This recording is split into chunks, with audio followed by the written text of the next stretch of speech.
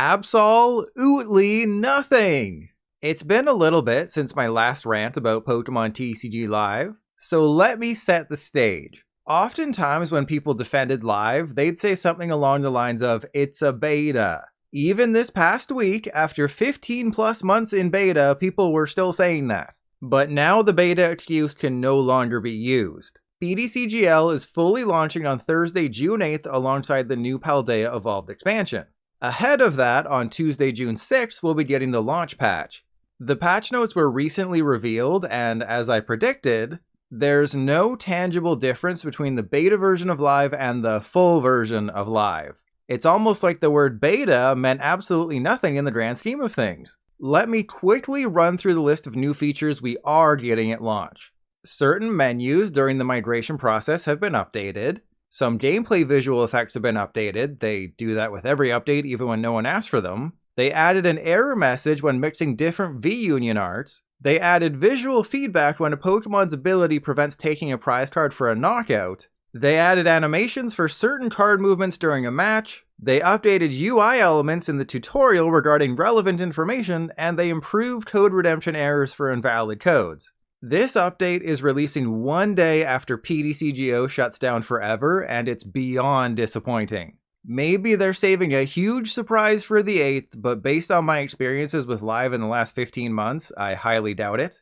Something hilarious about the patch notes is that they actually updated them. The original list included a note that said, "Added a warning prompt for actions that will cause the player's only Pokemon to be removed from play." But now that patch note is gone. I mentioned this in a previous video, but if you use a card like Scoop Up Net in PTCGO with only one Pokemon in play, it'll give you a warning message that this action could cause you to lose the game. Live just lets you lose the game.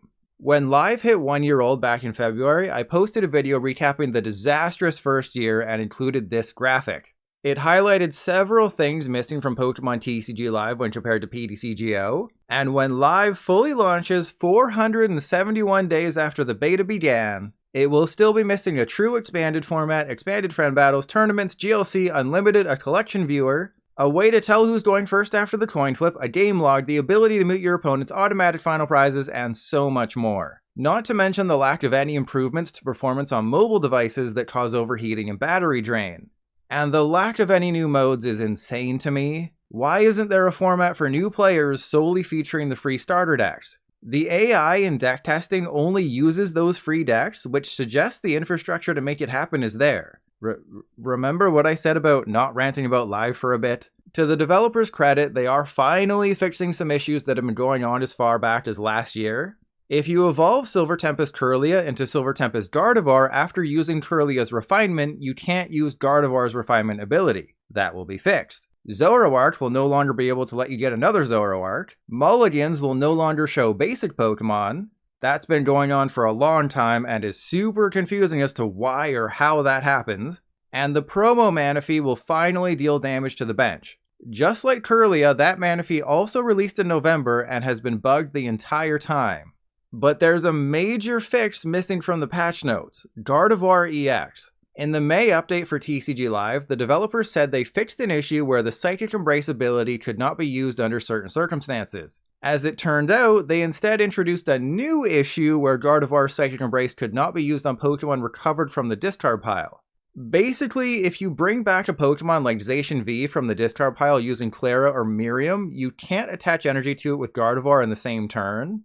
And with Super Rod coming out on Thursday, this issue will affect even more players than before. Thankfully, it appears I've personally escaped this problem for now, but all you have to do is go on the forums, Reddit, or Twitter to see how widespread it is. While it's not game-breaking, another annoying issue that's been going on for months is the sound that plays whenever a metal Pokemon is promoted, even if all your game settings are muted. There is a patch note that says fixed an issue where the evolution sound effect played for the opponent's Pokemon even when sound was muted. So maybe the metal sound will get fixed as a happy accident? But you'd think they'd highlight the jump scare fix if it was being included though, right? Okay, let's circle back to the lack of game modes in Pokemon TCG Live at launch. The in-game message regarding Expanded says, the Expanded Beta format will remain unchanged for the 2023 season, maintaining the Sun and Moon series forward. This means that Live will include 2 game modes at launch, and one of them is basically half of a game mode. During the month of May, I spent some time streaming other card games like Magic Arena, Legends of Runeterra, and even Eternal, which is made by Direwolf, who developed PTCGO. So let's do a quick comparison, shall we? Magic Arena features 22 different game modes, Legends of Runeterra 10, and Eternal and PTCGO are tied with 8. For those curious, I included the Trainer Challenge in PTCGO as a mode. Coming in dead last is TCG Live, which has those 2 game modes, Standard and Expanded. Obviously, quantity isn't nearly as important as quality, so let's dig a little deeper. Magic Arena and Eternal feature my favorite game mode in any card game, drafting. Pokémon has a draft format in the form of pre-releases, but it's not present anywhere in Live.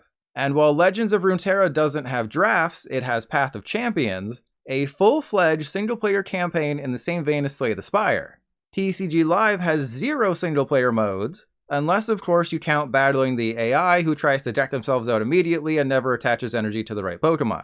I could go on and on about how the grass is most definitely greener on the other side when it comes to different free-to-play card games, but let's get back to the TCG Live bubble. Another glaring omission with the launch update is the economy. After 15 months in beta, gathering feedback from thousands of players, it looks like they're making 0 changes to the economy. In fact, in the entirety of TCG Live's lifespan, they've made 3 changes. The first was punishing players with big collections when migrating from PTCGO. The second was upping the number of crystals you receive from daily quests from 40 to 60, and the third was removing 20 levels from the Battle Pass. So out of those 3 changes, 2 were negative. Since the Battle Pass has gone from 70 to 50 levels, I've reached the end with a month to go every single time. And once that happens, the rewards slow down to a trickle, killing any sort of desire I have to continue playing. If you're wondering, the reason they reduced the levels on the Battle Pass was to front load the Battle Pass. So now instead of spreading everything out for 70 levels, the very beginning has a ton of great stuff. But even at 50 levels, there are certain levels that give you like 25 coins and it's super disappointing. Because I'm a well-adjusted human being with a normal amount of appreciation for feet, a fun hobby I have is going back and reading comments from the Pokémon Company about TCG Live. Just over a year ago, in their first ever letter to the community, they said, "When we first started game development, our goal was for Pokémon TCG Live to be an integral part of the Pokémon TCG ecosystem and a digital extension of the beloved tabletop game." They later added, "And while there is more work to do before the game is ready for global launch, we remain deeply committed to our goal of making Pokémon TCG Live a wonderful experience for you, our players." So a year ago, they admitted that there was more work to do before the game was ready for global launch, but a year later, they haven't made any significant improvements aside from speeding up the gameplay, which introduced its own set of problems, yet the global launch is going ahead anyways. There's also this quote from August 2022 about the game board. "Our goal is to create an in-match experience that's visually unique and appealing while also including elements of what we and our fans love about the world of Pokémon." While they have added type-specific effects to the boards, overall I don't find it very appealing, and I wouldn't say they've added elements that people love about the world of Pokémon. I mean, where are all the hexagons in the world of Pokémon? Then, in the May 2023 letter, they said, "As we look to the future, we can't wait to share with everyone how Pokémon TCG Live will evolve and improve with your help. We are committed to working alongside this amazing community to create the premier digital Pokémon TCG experience that all types of players can enjoy." Considering that they've never given us a roadmap for TCG Live, I'd say they can wait to share more information. And I do think the part about making Live the premier digital Pokémon TCG experience is hilarious, because when PTCGO shuts down on Monday, it'll be the only digital Pokémon TCG experience. That's like me saying I was the #1 PTCGL streamer of 2022. I was also the only PTCGL streamer of 2022. And if you want to go back to the very beginning, the original announcement in September 2021 said, "Pokémon TCG Live will continue to be updated with new content and features following launch." The new content is obvious given that we receive a new set every couple of months, but there's been 0 new features. To sum up my somewhat nonsensical rant, there's barely going to be any difference between the beta and launch versions of Pokémon TCG Live. And if you're hoping that Live will get better over time, all I have to say to you is, we've been saying that exact same thing for the past 15 months.